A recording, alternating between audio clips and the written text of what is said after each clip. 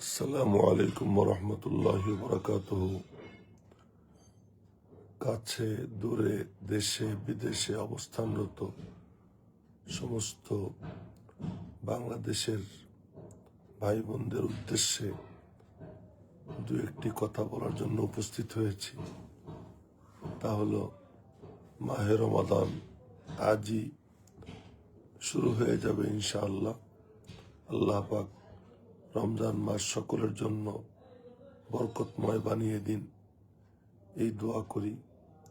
এবং আমি এবং সমস্ত দেশবাসী যেন মাহে রমাদানে আল্লাহ পাকের মর্জি মোতাবেক সময় কাটাইতে পারি, সেই তৌফিক যেন আল্লাহ তাআলা দান করেন। রমজান মাস সমাগত, নতুন সরকারের মন্ত্রী পরিষদ গঠন হয়ে গিয়েছে। তো এই নতুন সরকারকে সকল স্তরের মাননীয় প্রধানমন্ত্রী সহ মন্ত্রী পরিষদের সব সদস্যবৃন্দ এবং সংসদের সমস্ত সদস্যবৃন্দকে আন্তরিক অভিনন্দন।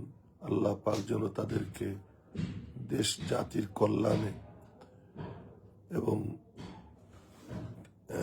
দ্বীন ও ইসলামের পক্ষে থেকে ইতিবাচক ভূমিকা পালন করবার তৌফিক দান করেন, সেই দোয়া করি।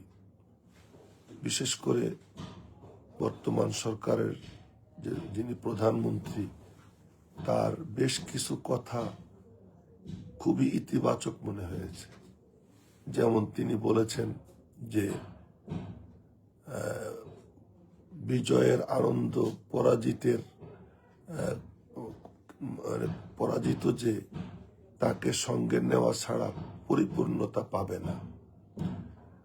তো পরাজিত প্রার্থীর উপরে কোন রকম হিংসা প্রতিহিংসার প্রদর্শনী যেন কেউ না দেয়, তার এই কথাটা খুব চমৎকার লেগেছে। এবং তিনি বিজয়ের সাথে সাথেই অন্য অন্য রাজনৈতিক দলের প্রধানদের বাসায় ফুলের তোড়া নিয়ে গিয়েছেন। এটাও একটা তার বিচক্ষণতার এবং উদারতার পরিচয় তিনি রেখেছেন, যে আশা করি তার সামনে চলার পথ মসৃণ হবে, সুগম হবে। এবং ধর্মমন্ত্রী হিসেবে ওলামায়ে দেওবন্দের পছন্দের লোক জনাব আলহাজ মুফাজ্জল হোসেন কায়কোবাদকে যে তিনি মনোনীত করেছেন, এজন্য তিনি সমস্ত ওলামায়ে ইকরামের এবং ধর্মপ্রাণ মুসলমানদের সাধুবাদ পাওয়ার যোগ্য। আমি তাকে, মাননীয় প্রধানমন্ত্রীকে আহ্বান জানাতে চাই যে উনি যেন সমাজের যারা সত্যিকার দেশ ও জাতির কল্যাণে সঠিক পরামর্শ দিবেন, ওনাকে এমন কিছু উপদেষ্টা উনি বিশেষভাবে রাখবেন, যাদের থেকে পরামর্শ নিয়ে সুচিন্তিতভাবে উনি মেপে মেপে কদম রাখবেন। যখন কেউ চেয়ারে বসে, তখন চাটুকাররা চতুর্দিক থেকে ঘিরে ধরে, বাস্তব অবস্থা সম্পর্কে তাকে অবহিত হওয়ার সুযোগ দেয় না, নিজেদের স্বার্থ বাগানের জন্য।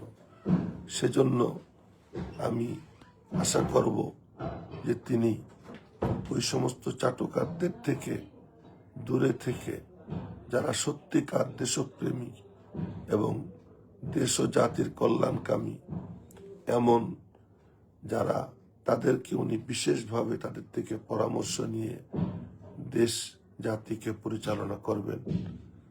আর ব্যক্তিগতভাবে আমি শুধু এতটুকু বলতে পারি যে আল্লাহ তাআলা যখন যা করেন মঙ্গলের জন্য করেন।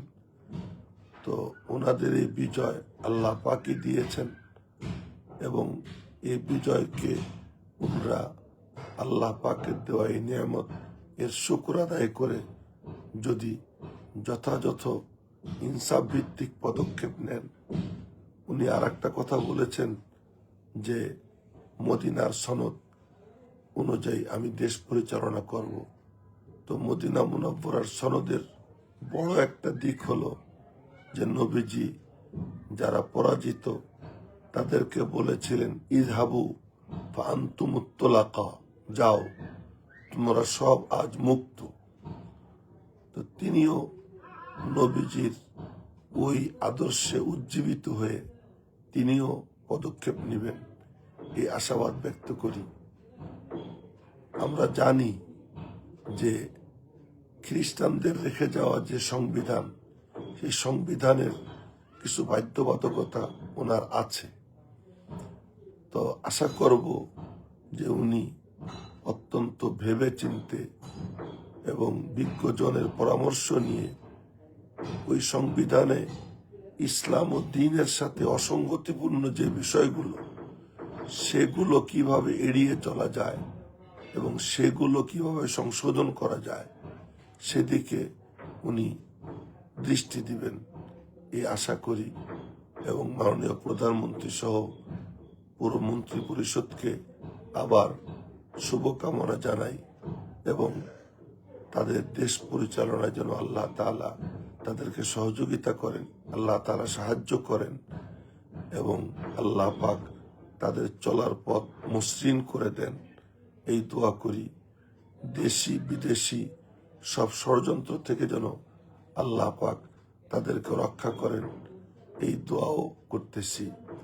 সকলে ভালো থাকুন, সুস্থ থাকুন। আল্লাহ পাক মাহে রমাদান সকলকে সুন্দরভাবে কাটানোর তৌফিক দান করেন। ওমা আলাইনা ইল্লাল বালাগ।